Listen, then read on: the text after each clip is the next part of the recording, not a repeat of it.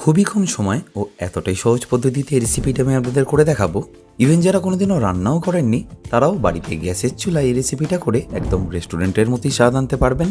আর এই recipe follow করলে মাংসটাও ওপর থেকে থাকবে সামান্য মুচমুচে আর ভেতর থেকে থাকবে খুবই জুসি। আর সাথে অবশ্যই থাকছে অনেক tips and tricks by the way. আর আজকে আমাদের রেসিপি তন্দুরি চিকেন। আর তন্দুরি চিকেন বানানোর জন্য আর বেসনটা জ্বলে যাওয়ারও সম্ভাবনা থাকে, বাট এইভাবে করলে আমি গ্যারেন্টি দিচ্ছি আপনাদের এই ভুনা বেসন কিন্তু খুবই সুন্দর হবে। আর 1 থেকে 1.5 মিনিটের মধ্যেই দেখবেন বেসনটা থেকে খুব সুন্দর একটা গন্ধ বেরোচ্ছে। আর এই ভুনা বেসনের জন্যই চিকেনের স্বাদটা বেশ অনেক গুণই বেড়ে যায়। আর বড় পিসগুলো কাটা হয়ে গেলে আমি এখানে মাঝারি পিসগুলোকেও কেটে নিচ্ছি। এইভাবে কেটে নিলে মশলাটা খুব ভালোভাবে চিকেনের মধ্যে ঢুকে যায় আর চিকেনটা খেতেও খুব ভাল লাগে। এবার এই চিকেনগুলোকে আমাদের দুবার ম্যারিনেট করতে হবে, দুটোই খুবই সহজ ম্যারিনেশন। আর প্রথম ম্যারিনেশনের জন্য আমাদের দিয়ে দিতে হবে, না হলে চিকেনগুলো কিন্তু খুব বেশি জ্বলে যাওয়ার একটা সম্ভাবনা থাকে। আর ঠিক 1 মিনিটের মধ্যে আপনাদের চিকেনটাকে পাল্টে নিতে হবে।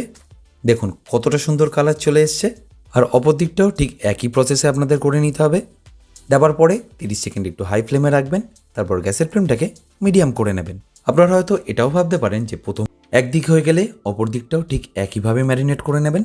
এইভাবে ম্যারিনেট করে রাখলে যেটা হবে সেটা হলো নুন দেওয়ার কারণে যে এক্সেস ময়েশ্চারটা আছে সেটা চিকেন থেকে বেরিয়ে যাবে। আর লেবু দেওয়ার কারণে চিকেনের মধ্যে যে স্মেলটা থাকে সেটাও চলে যাবে। আপনারা চাইলে লেবু